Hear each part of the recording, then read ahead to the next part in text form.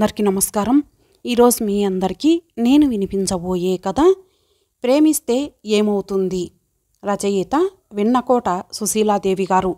ఈ కథ మొదటి 2 భాగాలు విన్న తర్వాత ఈ 3వ భాగం వినండి. ఇక కథలోకి వెళితే, రవి రావాలి. ఎండిన ఈ నేలపై తొలకరి జల్లు కురవాలి. రవి నేరస్తులని కూడా వారి నేరం విచారించి శిక్ష వేస్తారు. కానీ మీరు నా నేరం ఏమిటో చెప్పకుండానే ఇంత పెద్ద శిక్ష వేస్తున్నారు. మీరెంత నిర్దయులు. ఒళ్ళంతా తీవ్రంగా కంపిస్తోంది. అక్కడ నిలవలేక లోపలికి వెళ్ళబోయింది. ఇంతలో గేటు చప్పుడయింది. స్వాతి వెనుదిరిగి చూసింది. ఎదురుగా రవి వస్తూ కనిపించాడు. గుండెలు జల్లుమన్నాయి. మనస్సు చంద్రుడిని చూసిన సముద్రమైంది. ఒక్కసారిగా పరిగెట్టుకు వెళ్ళి అతని గుండెల మీద వాలిపోవాలనిపించింది. రవి, ప్రేమ పరీక్షలో నెగ్గావు. నీకు నా మీద ప్రేమ ఉంది అనుకుంది స్వాతి. రవి దగ్గరగా వచ్చాడు. మెత్తగా, చల్లగా, హాయిగా ఉంది ఆ పిలుపు. అలా నిల్చున్నావే అన్నాడు రవి స్వాతి చేతిని మెల్లగా స్పృశిస్తూ. స్వాతి నిప్పు సోకిన వెన్న అయింది. రవి అంటూ అతని చేతులు పుచ్చుకొని కళ్ళల్లోకి చూసింది. రవి ఆశ్చర్యపోతూ స్వాతి భుజాల మీద చేతులు వేసి, ఏమయ్యింది స్వాతి అన్నాడు. రవి, ఇక మీరు రారేమో అనుకున్నాను. అదేం మాట స్వాతి, రాకుండా ఉండగలనా అన్నాడు మెల్లగా. రవి, మిమ్మల్ని చూడకుండా ఒక్క క్షణం కూడా ఉండలేను. ఈ 2 రోజులు ఎంత పిచ్చెక్కిపోయిందో తెలుసా? స్వాతి, అవును రవి, నా మాటలు విని నవ్వుకుంటున్నావా? నవ్వు కాదు, ఆనందం కలుగుతోంది. నాకింతకన్నా ఏం కావాలి స్వాతి? నేను కోరుకున్న స్త్రీ నన్ను ప్రేమించడం కన్నా అదృష్టమేముంది? స్వాతిని దగ్గరకు లాక్కొని హృదయానికి హత్తుకున్నాడు. ఆమె తల మీద ముఖం ఆంచి, స్వాతి అన్నాడు. ఈ 2 రోజులు స్వాతి పొందిన ఆవేదన, బాధ ఆ కౌగిలిలో కరిగిపోయాయి. స్వాతి తలెత్తి రవి కళ్ళల్లోకి చూస్తూ, రవి, మిమ్మల్ని చూడందే ఉండలేనండి అంది. నేను అంతే స్వాతి, వీలైనంత త్వరలో నీ మెడలో 3 ముళ్ళు వేసి ఎప్పుడూ ఇలా నీ కౌగిల్లో ఉండిపోతాను, సరేనా అన్నాడు. పెళ్ళి అవగానే రాధ జ్ఞాపకం వచ్చింది స్వాతికి. రవి చేతుల నుండి తప్పించుకుంది. అదేమిటి అలా అయిపోయావు? అసలైంది తీసుకోకుండానే వెళ్ళిపోతావా అంటూ చెయ్యి పుచ్చుకున్నాడు. ఏమిటది అంది స్వాతి. చెప్పనా అంటూ ముందుకు వంగి ఆమె పెదవులపై, ఛీ ఏం పని అంటూ దూరంగా జరిగి కుర్చీలో కూర్చుంది. ఏం బాగాలేదా కొంటెగా అన్నాడు. ఈ 2 రోజులు రాలేదే అంది. ఆఫీస్ పని స్వాతి, ఈ రోజు కూడా చాలా పని ఉంది. కానీ పని వదిలేసి ఆఫీసు నుంచి సరాసరి ఇటే వస్తున్నాను. ఈ 2 రోజులు నా కోసం ఎదురు చూస్తూ కూర్చున్నావా స్వాతి? రవి అలా అడగ్గానే ఈ 2 రోజులు తను పడ్డ బాధ జ్ఞాపకం వచ్చి సిగ్గు కలిగింది స్వాతికి. మాట్లాడకుండా తలొంచుకుంది. నాకు మాత్రం ఆఫీసులో ప్రతి కాగితంలోనూ నువ్వే కనిపించావు స్వాతి. ఇలా ఎన్నాళ్ళు? నువ్వా కుర్చీలో, నేనీ కుర్చీలో, అంతేనా? ఇలా చూసుకుంటూ కూర్చుంటే ముసలాళ్ళమైపోతామేమో.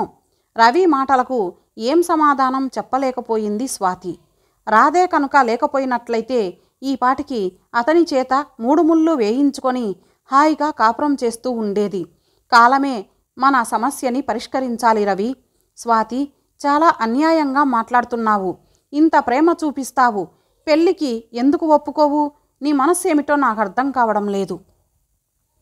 రవి, ఇందులో అర్థం కాకపోవడానికి ఏముంది? మనం పెళ్లి చేసుకుంటే రాధ ఏమవుతుంది? పోనీ రాధకి మంచి సంబంధం చూసి పెళ్లి చేసి ఆ తర్వాతే మనం చేసుకుందాం, సరేనా? సరే అంది స్వాతి. అయితే ముందు పెళ్ళికొడుకుల వేట ప్రారంభించాలన్నమాట. కుర్చీలోంచి లేస్తూ అన్నాడు రవి. నేను సహాయం చేస్తాలేండి. థ్యాంక్స్, వస్తాను, 8 అయింది అన్నాడు. స్వాతి అతని వైపు కోపంగా చూస్తూ, 7:30కొస్తే 8 అవ్వదు అంది. ఏం చెయ్యను, రేపు త్వరగా వస్తాలే. ఎక్కువసేపు కూర్చుంటే బాగుండదు. మీ అమ్మగారు ఏమైనా అనుకోరు? లైసెన్సు వచ్చేస్తే ఎంతసేపైనా కూర్చోవచ్చు అంటూ బయటికి నడిచాడు రవి.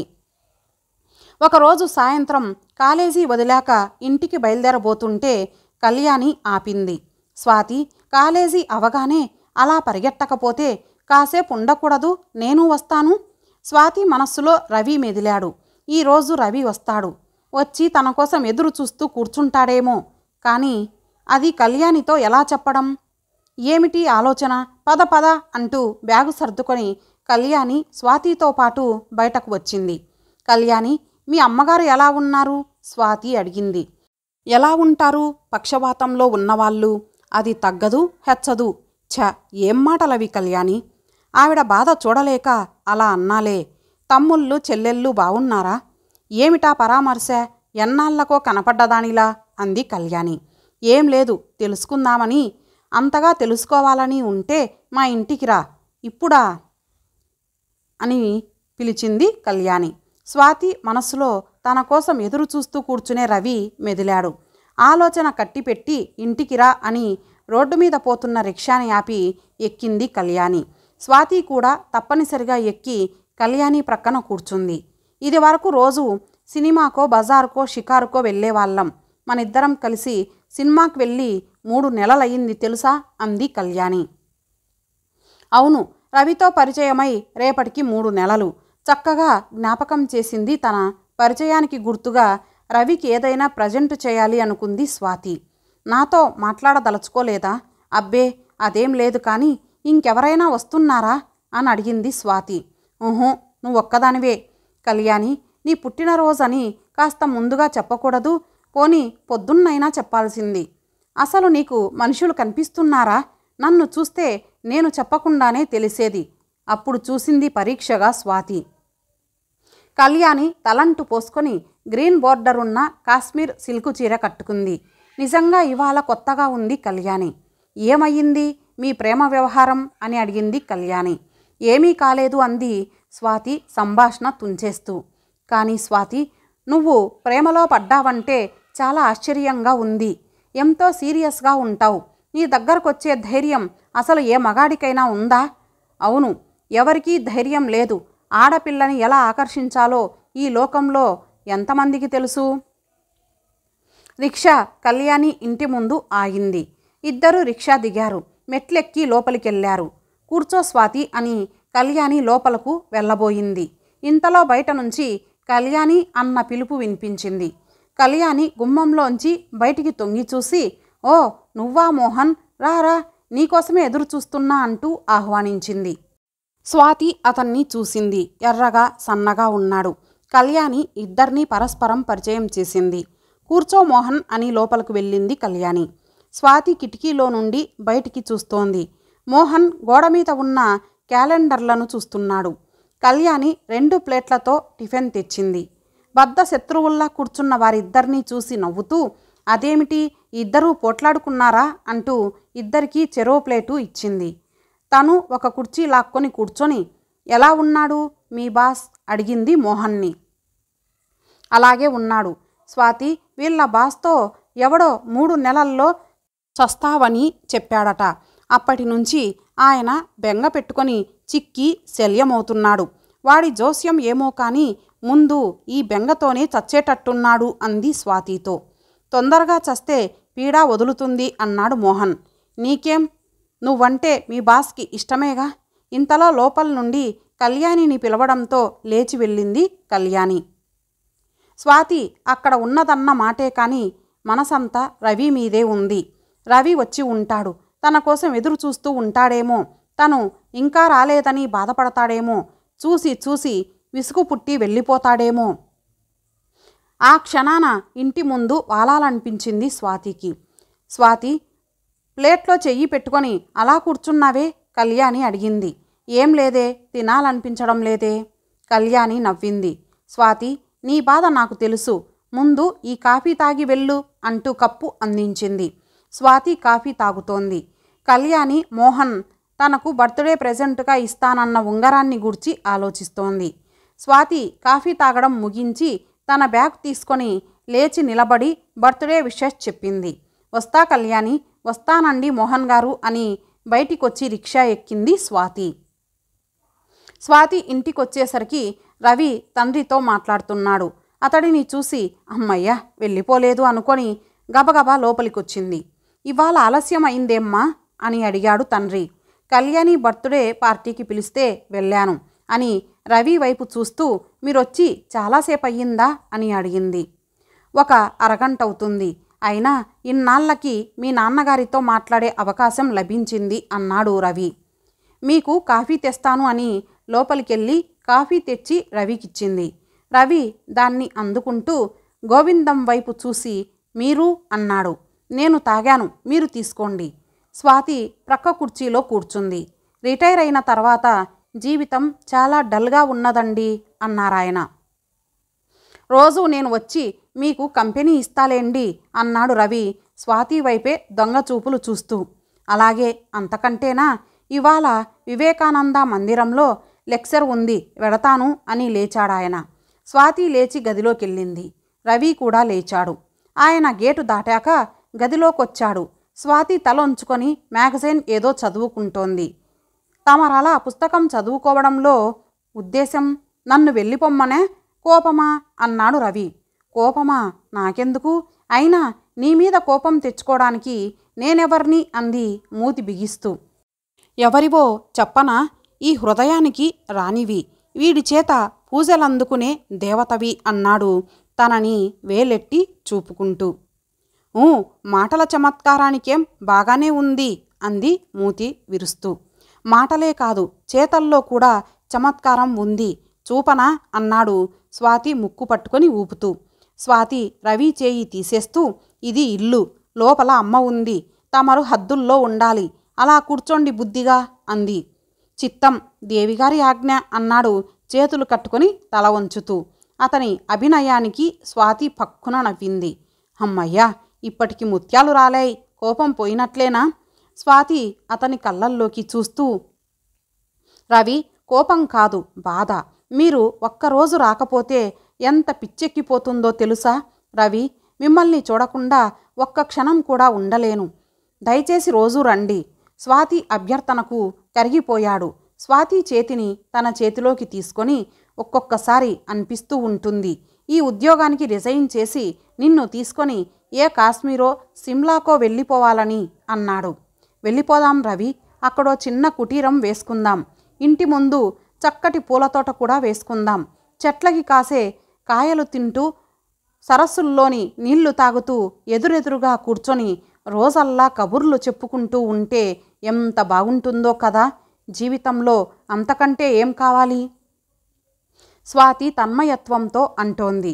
స్వాతి అంటూ ఆమె వైపు ప్రేమగా చూస్తూ, జీవితంలోని మాధుర్యం, ప్రేమలోని తీయదనం నిన్ను చూశాకే అనుభవంలోకి వచ్చాయి అన్నాడు. రవి చేతిని చెంప కాంచుకొని అలా ఎంతసేపు కూర్చున్నారో. హఠాత్తుగా రవి లేచి వస్తాను స్వాతి అన్నాడు తన చేతిని తీసుకుంటూ. స్వాతి రవి చేతిని గట్టిగా పట్టుకొని వద్దు అంది. లేదు, వెడతాను, బాగుండదు, మీ నాన్నగారు వచ్చే టైం అయ్యింది. రవి కనుమరుగయ్యే వరకు చూస్తూ నిలబడి ఆ తర్వాత వెనుదిరిగింది స్వాతి. రాధా, అలా కూర్చున్నావేం తల్లి? రాధ కిటికీలో నుండి బయటికి చూస్తూ కుర్చీలో కూర్చుంది. శారదమ్మ మాటకు రాధ ఉలిక్కిపడి తల తిప్పి చూసింది. ఎప్పుడు హుషారుగా నవ్వుతూ తిరిగే రాధ ముఖంలో దిగులు, విచారం కనపడింది ఆవిడకి. రాధకు దగ్గరగా వచ్చి, రాధా, నువ్వు ఈ మధ్య చాలా దిగులుగా ఉంటున్నావు, ఎందుకలా ఉంటున్నావు? ఒంట్లో బాగుండటం లేదా అంటూ ప్రశ్నించింది ఆవిడ. బాగానే ఉందత్తయ్యా. మరెందుకమ్మా అలా ఉన్నావు? చెప్పకపోతే ఎలా తెలుస్తుంది? చెప్పు తల్లి. అత్తయ్య ప్రేమలో కరిగిపోయింది రాధ. అత్తయ్య, బావ అస్సలు నాతో మాట్లాడడమే లేదు అంది దిగులుగా. శారదమ్మ ఆ మాటకి నవ్వేస్తూ, ఓస్, అదా నీ బాధ? వాడికి ఏవో ఆఫీస్ పనులు ఉండి ఉంటాయి, తీరుబడి లేక మాట్లాడి ఉండరు. తీరుబడి లేక కాదత్తయ్యా, ఇదివరకన్నా ఇప్పుడు ఏమంత పని పెరిగిందని నీకు తెలీదు. బావలో ఏదో మార్పు వస్తోంది. మార్పా? నీ మొహం, అదేం లేదు అంటూ రాధా మాటని కొట్టిపారేసింది ఆవిడ. లేదత్తయ్యా, అడుగో బావ వస్తున్నాడు, కావలిస్తే బావనే అడుగు అని రాధ కుర్చీలోంచి లేచింది. రవి లోపలికొచ్చాడు. రవి, రాధ నీ మీద ఏదో ఫిర్యాదు చేస్తోందిరా అంది శారదమ్మ నవ్వుతూ. రవి కుర్చీ లాక్కొని కూర్చున్నాడు. ఏమిటమ్మా అది? నువ్వు తనతో మాట్లాడడం లేదట, లో చాలా మార్పు వచ్చిందంట. రవి రాధ వైపు చూస్తూ అవునా రాధా అన్నాడు. రాధ తలొంచుకుంది. ఒరేయ్, నేనీ ఫిర్యాదులు వినలేనురా. అయినా ఈ ఫిర్యాదుల వెనుక ఉన్న రాధ మనసులోని భావం గ్రహించావా అంది ఆవిడ నవ్వుతూ. లేదమ్మా, తొందరలో పెళ్లి చెయ్యి అత్తయ్యా అని. అంతేనా రాధా? పో అత్తయ్యా అంటూ రాధ లోపలికి పరిగెట్టింది. పిచ్చిపిల్ల, రవి రేపొకసారి శాస్త్రులు గారిని రమ్మని చెప్పు అంది. రవి తెల్లబోతూ ఎందుకమ్మా? మీ పెళ్ళికి ముహూర్తం పెట్టిస్తాను అంది ఆవిడ. రవి కంగారు పడిపోయాడు. అమ్మా, ఇప్పుడు పెళ్ళికి తొందరేముంది? ఇంకా నయంరా, ఎన్నాళ్ళని? ఇప్పటికే ఆలస్యమైంది. వీలైనంత త్వరలో ఈ పెళ్ళి జరిగిపోవాలి. ఏమంటావు? రవి ఎటూ చెప్పలేకపోతున్నాడు. కానీ ఇప్పుడు చెప్పకపోతే ఆ తర్వాత చెప్పడానికి అవకాశం కూడా ఉండదు. అమ్మా, నేను రాధని చేసుకోలేనమ్మా. ఆ మాటకి శారదమ్మ ఆశ్చర్యపోయింది. అదేమిట్రా? అవునమ్మా, నేను స్వాతిని చేసుకోవాలనుకుంటున్నాను అన్నాడు. స్వాతి ఎవరు? అదేనమ్మా, ఆ రోజు మన ఇంటికి రాలేదు ఆ అమ్మాయి. రవి, నీకేమన్నా మతిపోయిందా? చిన్నప్పట్నుంచి అనుకున్న రాధని కాదని ఆ పిల్లనెవరినో చేసుకుంటావా? అమ్మా, నేను రాధని చేసుకోలేనమ్మా. స్వాతిని ప్రేమించాను. ఆ అమ్మాయినే చేసుకుంటాను. నన్ను అర్థం చేసుకోమ్మా. రవి అలా అడగ్గానే శారదమ్మకి ఏమనాలో తోచలేదు. క్షణం ఆగి అంది. రవి, రాధకి నువ్వంటే ప్రాణంరా. పైగా రాధని కోడలుగా చేసుకుంటానని అన్నయ్యకు మాట ఇచ్చాను. నువ్వు ప్రమాణం కూడా చేశావు. అదీ కాక రాధకి ఎలా చెప్పాలి? నువ్వు మాట్లాడడం లేదనే బెంగ పెట్టుకుంది. నువ్వు కాదన్నావని తెలిస్తే అదేమవుతుంది? తెలుసమ్మా, కానీ ఏం చెయ్యను? రాధను చేసుకోలేను. రవి, నువ్వంటే ప్రాణం విడిచే రాధని చేసుకుంటే నీ జీవితం హాయిగా ఉంటుంది. రాధ చాలా మంచి పిల్లరా. నువ్వు రాధని కాదని వేరెవరినో చేసుకోవడం నాకిష్టం లేదు. నువ్వు చదువుకున్నవాడివి, ఆలోచించు. ఒక ఆడపిల్లని ఉసురు పెట్టడం అంత మంచిది కాదురా. అది కాదమ్మా, పోనీ రాధకి మంచి సంబంధం చూసి పెళ్లి చేసి ఆ తర్వాతే మేము చేసుకుంటాం, సరేనా? ఏమోరా, నీ ఇష్టం అంటూ ఆవిడ అన్యమనస్కంగా అక్కడి నుంచి లేచి వెళ్ళింది. రవి అలాగే కూర్చున్నాడు. ఎన్ని అడ్డంకులు వచ్చినా సరే స్వాతిని వదులుకోలేను. ముందు రాధకి పెళ్లి చేయాలి. రేపటి నుండి ఆ ప్రయత్నంలో తిరగాలి అనుకున్నాడు రవి.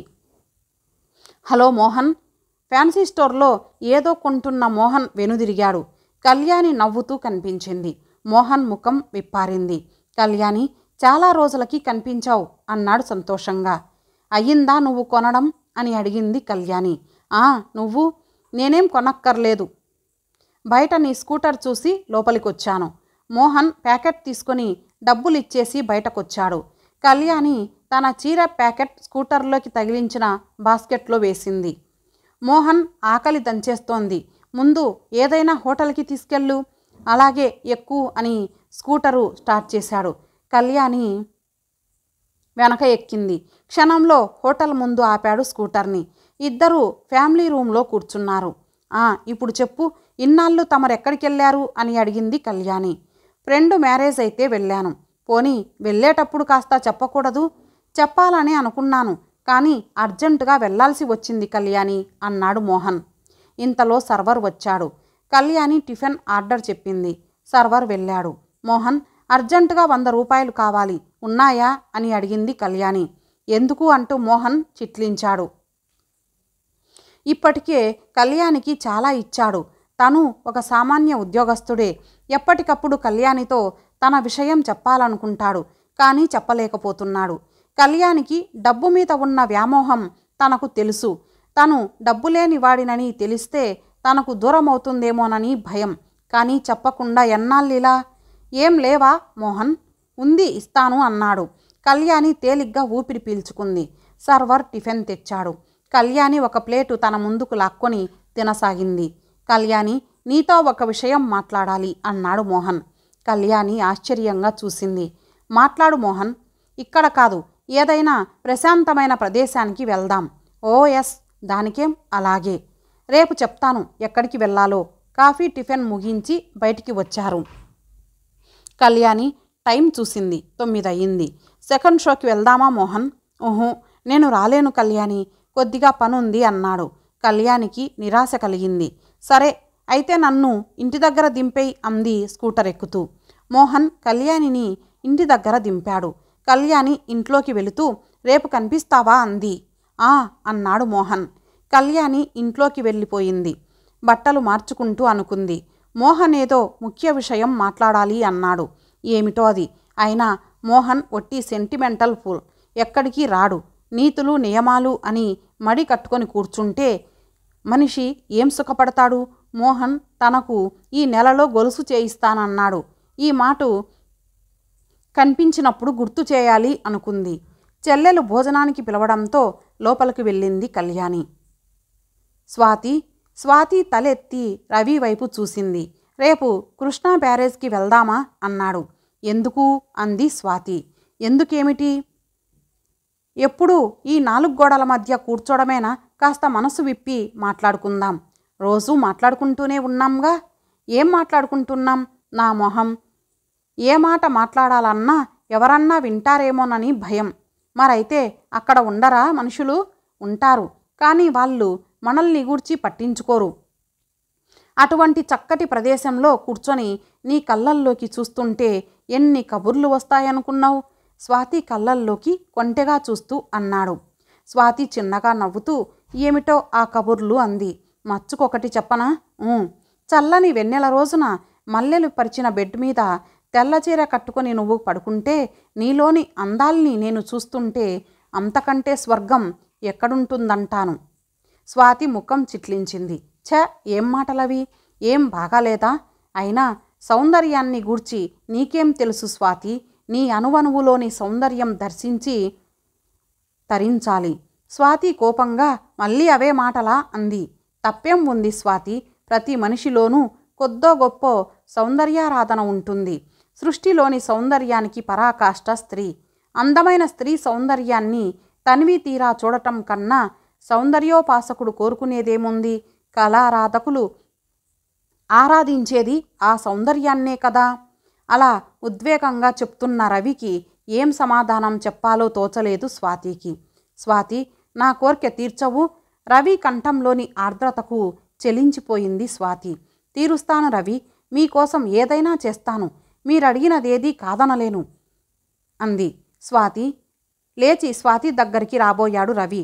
ఆగండి దొరగారు, ఇది ఇల్లు స్వాతి వారించింది. రవి నిరాశగా మళ్ళీ కుర్చీలో కూర్చుంటూ నీతో వచ్చిన చిక్కే ఇది అన్నాడు. అవునండి, దానికి సమయం రావాలి. అంతవరకు మనకు ఈ విరహం తప్పదు. సరే కానీ ముందు బ్యారేజ్కి వస్తావా రావా అని అడిగాడు సూటిగా. రాను తల తిప్పింది స్వాతి. రావా? సరే నీ ఇష్టం అని ఊరుకున్నాడు. స్వాతి అతని వైపు చూసి నవ్వుతూ దొరగారికి కోపం వచ్చినట్లుందే అంది. రవి మాట్లాడకుండా సీరియస్గా కూర్చున్నాడు. నిజంగా అదంతా కోపమేనా? చూస్తున్నానుగా. నాకు కోపం అంటారు కానీ అసలు మీకు ముక్కు మీద ఉంటుంది కోపం. రవి, ఆడపిల్లలకు కాస్త బెట్టు ఉంటుంది. మీరు కనుక బ్రతిమలాడారంటే ఆ బెట్టు సడలిపోతుంది. ఇది ఆడవాళ్ల స్వభావం. ఆ మాత్రం తెలీదా? రవి ముఖం ప్రసన్నమైంది. అది బెట్టా? బ్రతిమాలాలంటే ఎన్నిసార్లైనా బతిమాలుతాను. కావాలంటే కాళ్ళ మీద కూడా పడతాను అన్నాడు. అయితే బ్రతిమిలాడండి అంది స్వాతి నవ్వుతూ. రవి గొంతు సవరించుకున్నాడు. స్వాతి, నా బంగారు స్వాతి, నువ్వు రాకపోతే నేను బ్రతకలేను. నేను ఏ పని చెయ్యలేను. పని అంటే ఆఫీస్ పని అన్నమాట. నేను అన్నాడు చేత్తో అభినయిస్తూ. స్వాతి నవ్వింది. ఈ భాగం సమాప్తం. మరలా మరొక భాగంతో కలుద్దాం. అంతవరకు సెలవు. నమస్తే.